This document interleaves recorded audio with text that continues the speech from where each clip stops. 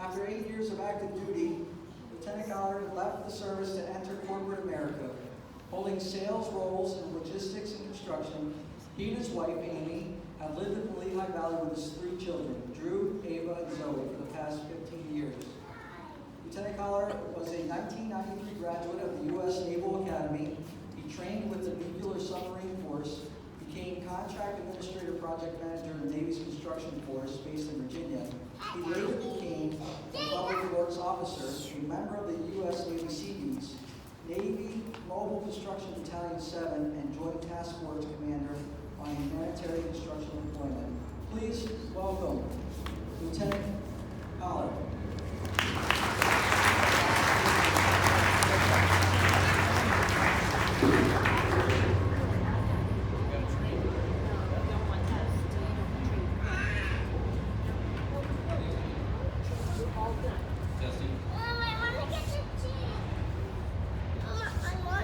Madam Mayor, distinguished guests, ladies and gentlemen here, my fellow Americans, thank you for inviting me to speak about what the flag means to me.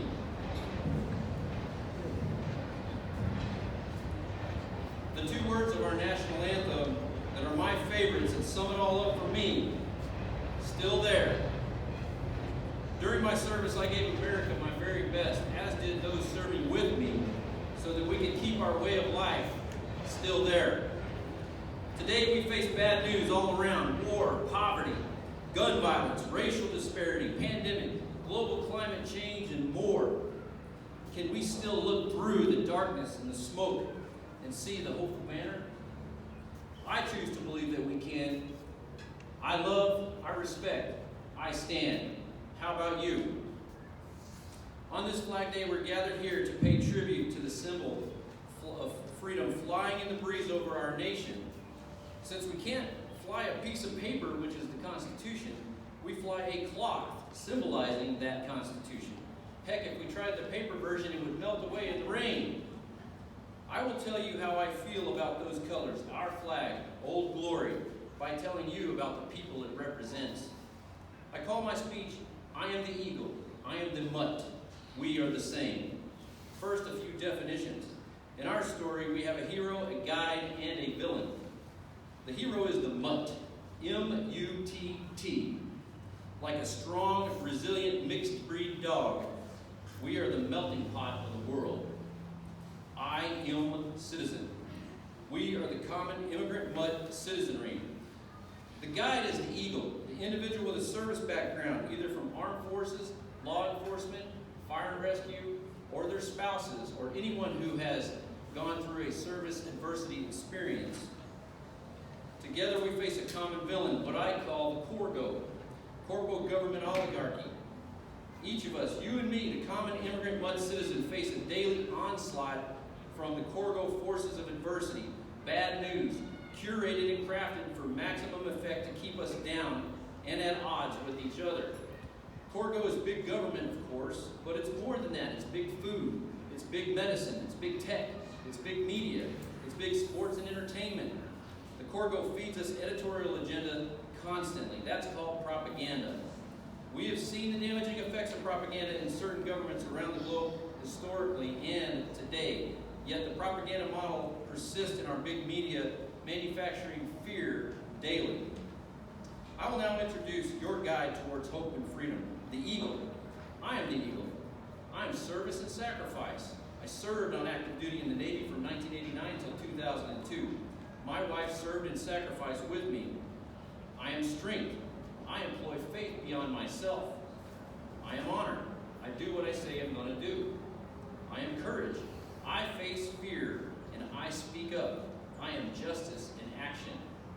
I am commitment. I employ a mindset of duty, enabling me to innovate solutions. I am respect. I care for my fellow human. Yes, I respect elders, but I also respect youth, our frontline strength, and our future.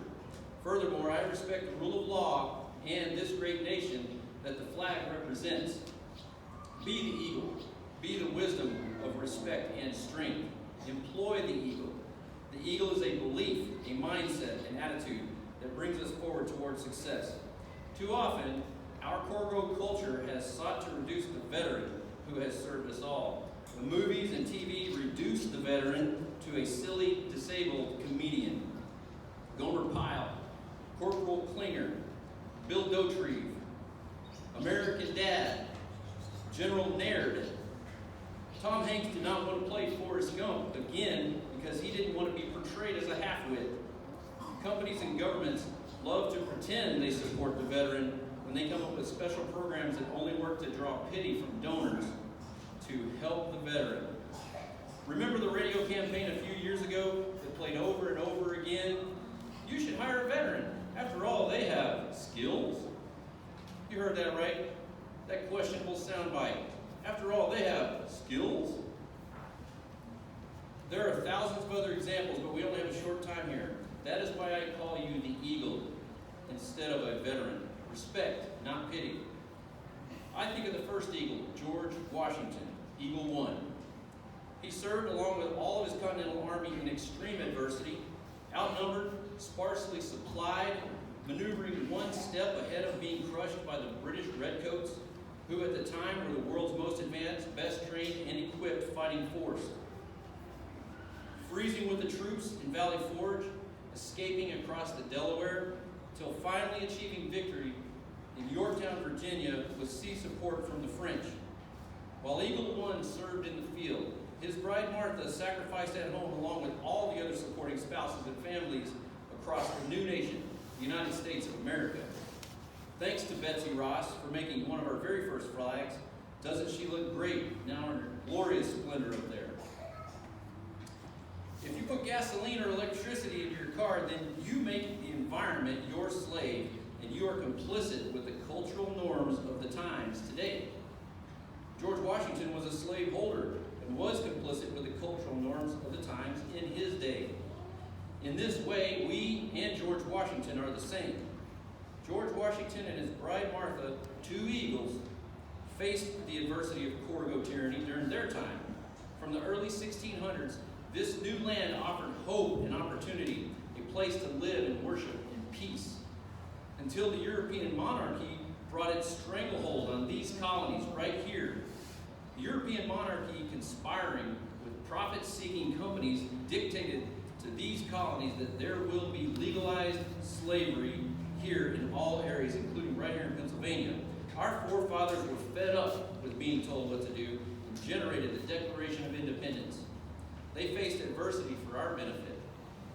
It was incredibly dangerous to sign that document, but many did, including Benjamin Franklin, who lived right here in Pennsylvania. Franklin advocated for the end of slavery because in his scientific studies, he noted that skin color did not matter, for the abilities of each were only dependent on the opportunities that they were afforded. Franklin was a world-renowned scientist who also promoted the end of slavery, which came about quickly after the colonies declared independence. Pennsylvania was the first state to outlaw slavery, and Benjamin Franklin was able to see 6 states outlaw slavery before he passed away in 1790. Way to go, Franklin. We're happy to see you on the $100 bill.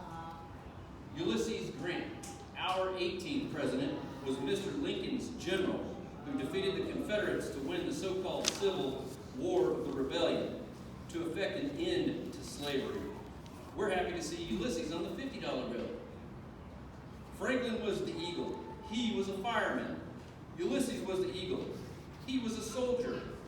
Both these men opposed that slavery. Put them together, you get 150. This is the Franklin Ulysses 150. Franklin Ulysses is my personal protest against racism and other forms of injustice. Franklin Ulysses, food racism. We are fed up. Remember, it is very American to protest. That's another message our flag represents. Let's talk further about the hero, the mutt. If you've not lived the experience of service and sacrifice, if you've not become imbued with the guiding attributes of strength, honor, courage, commitment, and respect, take heart. You're still good to go. Why? Because you are the mutt. You are the citizen, the taxpayer, the product of our glorious cultural diversity. You are the hero of our American story, the concept of freedom represented by our flag. You came from all over the world to be here. See this guy speaking to you? You are conditioned to make a judgment of me based on the appearance of my skin. Never mind what you think you see. I am Africa. I am Asia. I am Europe. Sure, many of my recent ancestors immigrated from Europe, but how about the Azorean Portuguese, of which I am 25%? I'm pretty sure that's the line from which my further back ancestors came from Libya, Egypt, and Ethiopia. Thanks, DNA research technology. Or how about my great-great-grandmother, Jessica, the Cherokee from Alabama? Her further back ancestors came from Asia more than 100 centuries ago across the ice bridge hunting for food, only to settle here in these Americas. Within each gallon of my blood is 1 pint of Jewish. Thanks to my great-grandmother, Rachel Magnolia. How about you, my fellow mutt? Can you see how we are the same? I am the mutt. You are the mutt. We are the same. Once upon a time, this guy was Lieutenant Collier, the contracting officer for a Navy base in Virginia. A contractor appealed for a change order, which I denied because in my trained engineering mind, it was out of scope. A local employee of that contractor wrote to his U.S. Senator to complain. The U.S. Senator from Virginia wrote an eloquent rebuke directly to this guy, Lieutenant Collier, imploring me to do everything in my power to help his constituent. I learned a valuable lesson then. Citizen Mutt is the customer, the hero of our economy, and all public servants, including presidents, senators, congressmen, governors, judges, and all service personnel work for the Mutt. That's right, you, me, each citizen Mutt, we outrank all of them. So says that flag. Citizen Mutt, I believe that you matter. The wonderful human personality that you are. You matter. Our uniqueness, each of us having our own human personality, that is how we are the same. Corgo recently spent billions of dollars supporting a campaign claiming that skin color matters. That is exactly opposite of what Dr. Martin Luther King stated when he said he has a dream that people are no longer judged by their skin color but by their character. Dr. King was correct. A common theme amongst Dr. King's writings and speeches was the idea that everyone is a human personality, a child of God, with a seat at the table with his or her brothers and sisters. Food racism, we are the same. Since I'm living my life beyond the uniform, I'm able to enjoy my full rights of citizenship. One day last year, there I was in Washington, D.C. I brought with me racism dummy. Back there, everybody, that's racism dummy leaning against that seat. I demonstrated my displeasure with the state of racism today by tackling racism dummy on the sidewalk in front of the World War II Memorial just across from the Washington Monument. A cop was there on his motorcycle and saw the whole thing. He smiled and said, "Keep doing what you're doing." If you didn't already know it, those in uniform really appreciate when citizens are exercising the rights that they're defending. Keep doing what you're doing. Okay, officer, I will. Thanks. Then I went to the Dr. Martin Luther King Jr. Memorial. I struck up a conversation with a man visiting from communist China. I estimated that he was in his late 50s. He told me that he does not know how to have or express his own opinion. Can you imagine life where you're unable to own your thoughts or dare to express those that you have? Take away the opinion, create an unperson. Freedom of speech is listed first in the Bill of Rights for good reason. It's that important. The practice of having your own opinion is a necessary aspect of our concept of freedom. Do not allow the Corgo to succeed in turning you into an unperson, such as a skin color, a sex, a sexual desire, a disability, or a veteran status. Our flag says to you and me, be free, citizen Mutt. Keep doing what you're doing. We are the same. I remember how in the fall of 2017, the Corgo rejoiced when the throngs of kneelers protested against our concept of freedom. How the Corgo, big reported with glee that only 52% of Americans think that it's important to stand for the national anthem. I remember thinking, oh wow, that means 48% of Americans are indifferent or apathetic to our way of life. It hurt me deeply. I felt much regret for the state of things and thought that the very rights and freedoms I took an oath to defend weren't considered important. Then, on Veterans Day morning 2017, I suddenly started writing the following poem. It poured out of me in just 20 minutes at my kitchen table. I was putting myself in the frame of mind as though I were that flag, Old Glory. What would it have to say about this situation? I stand by J.D. Collier, Veterans Day 2017. I stand for the cause of individual freedom, for the right and responsibility to uphold the process of democracy, for the ability to think and speak freely, openly, and honestly, for the beacon of hope the world cherishes and admires.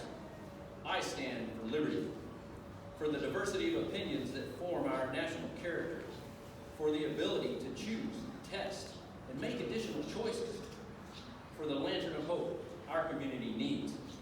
I stand for justice, for the right to try, appeal, and be heard by my peers, for the ability to enjoy my life, business, and property, for the blind, disabled, and hopeless.